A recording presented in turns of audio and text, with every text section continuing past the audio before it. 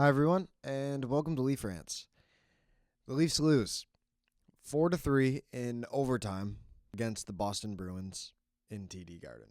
This was not a very good game for the Toronto Maple Leafs, and honestly, they haven't played very well the past couple games. I haven't made videos the past couple games because I haven't had the time, and it's hard to put what I want to say into words. And I've thought about it. In this game is different because the other games, they just played horrible hockey. They weren't good. They were very bad. Very, very bad. There's no denying that they lost. But they have hope. They do. The power play is crap, and Matthew Nyes should be on the first unit, and they should split everyone up. Just saying. Matthews, Marner, put them on the same. Nylander, he's been struggling. Bobby McMahon had no ice time tonight. He had 8 minutes. Pacioretty had none. Robertson had none. Tavares had less than 15 minutes. Matthews, Marner, Nyes line had a lot of time on ice, and that's fair. That was your best line. And Austin Matthews made a dumb mistake, and we'll get to it, but that is your best line. Let's break it down.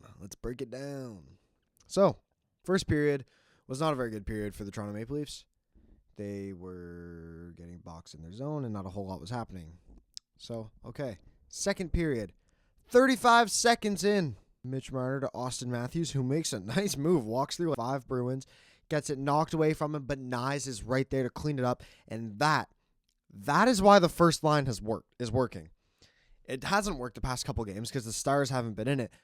Matthew Nyes been really good these past couple games, and that right there is why this first line works so well.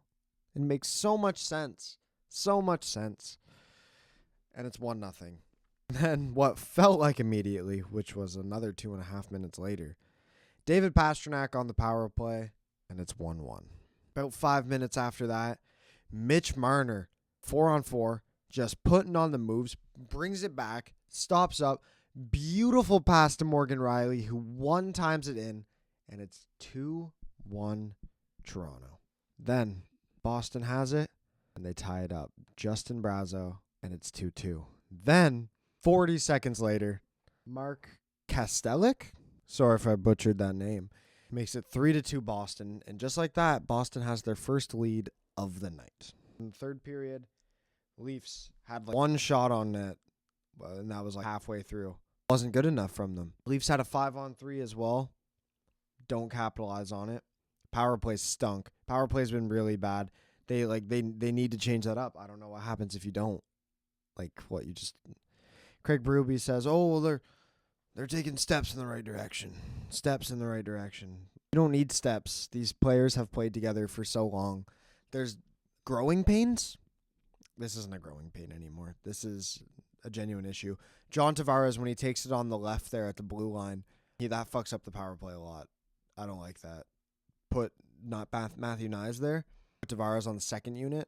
Move Nylander and put someone else there too. Put Nylander on the second unit. Then you have 2 lethal units. Put OEL on. I don't care. You put him on the first or second. It doesn't really matter to me. And so anyways, at the very end of the second, Mitch Marner with a beautiful pass to Austin Matthews, who tips it in, and it's tied. We go to overtime. And this is the first overtime under Craig Berube. And Sheldon Keefe would like to put David Kampf, Mitch Marner, and friggin' Justin Hall out there. Craig Berube doesn't overthink it. He goes Matthews, Marner, Riley. Yep. Your best defender with your 69 goal scorer and your elite passer, your elite playmaker. And they're all defensively responsible? Yep. Austin Matthews makes a really bad play. He does. Completely on him. I thought he had a good night. I thought Mitch Marner had a really good night. Really, really good night. Austin Matthews makes this play, and I'll pull up his quote about it because he talked about it. Matthews on the OT winner. I thought someone was coming back, and then as I went to pass it, I looked up, and it just wasn't the case. So I just tried to get back and make a play, and just an unfortunate bounce. I see what Matthews is thinking. He sees Marner, right? And he thinks Marner's going to cut up to that corner, but Marner doesn't. And that's not on Marner to know that Matthews is going to pass it to no one. And it's a big misunderstanding between these players. And it's so important. Matthews single-handedly got them this point with the help of like Stoltz and Marner. Matthews like stole us a point, but we could have gone away with 2 and a win, and instead we go out with a loss. And what is it? Like the past, like every year in the Matthews era, the Leafs have gone 4-4-1 in the past 9 games, or at least something stupid like that. Something totally dumb, stupid like that. But yeah, that was a bad play by Matthews. Pastrnak takes it up, fake. Pastrnak goes up, fake slap shot, passes it to Brad Marchand, and Anthony Stoltz makes not 1, but 2 massive game-breaking saves before who even scored the overtime winner? Was it Marchand? Yeah, before Marchand gets his first of the year. That was his first of the year. Are you kidding? Why wouldn't it be his first of the year? Why wouldn't it be? So let's talk. Let's talk about the lines. How's everyone out here feeling about that Nyes Matthews Marner line? I like it. I do. When they play games like they played tonight, I like those games. That was a good line. Great line. How do you feel about the 4th line? The Lorentz, Kampf, Reeves / Holmberg, Dewar, whatever line. I like that line a lot. I really do. How do we feel about that 2nd line? McMahon, Domi, Nylander. Not the most defensively responsible, but I think it'll work. They haven't been very good the past 3 games, but I think it can work. So I'd like to keep that line. And then the Pacioretty, Tavares, Robertson line is not working. That line hasn't been very good. And John Tavares hasn't been very good, and he's coming back from sickness. But honestly, he hasn't been good enough this year. Not this year. These past few games, he hasn't been good enough. None of the stars really have been, but him in particular hasn't been very good. I'd like to see Aaron Crow come back and be on this team. And Liljegren just gone. Liljegren, it makes no sense. Why isn't he traded yet? Why is he still on this team? He makes $3 million to sit up in the stands. Like, played Philip Myers over him. Myers. It was his first game of the season.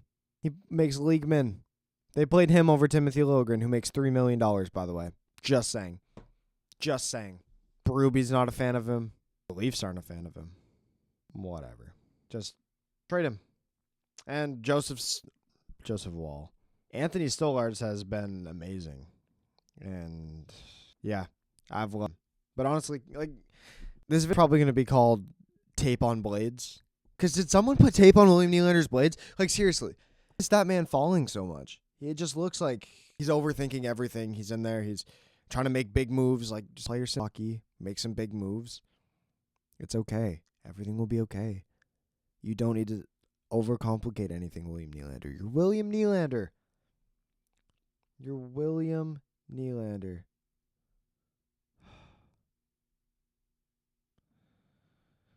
Anyways. Matthew Nyes has 3 goals in 4 games. He's been amazing. He's been their best player over this 4-game stretch. Easily.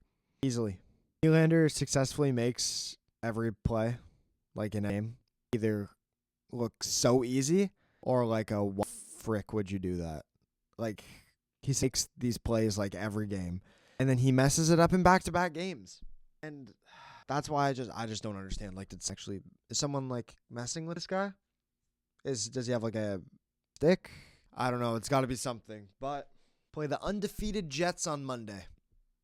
They're 8-0-0. Like, that's impressive. So, yeah. I hope you're excited for that one. Thank you very much for watching. If you liked it, please click like. If you liked it, it makes me feel good. So, yeah. Watching. And let's go to the Jets.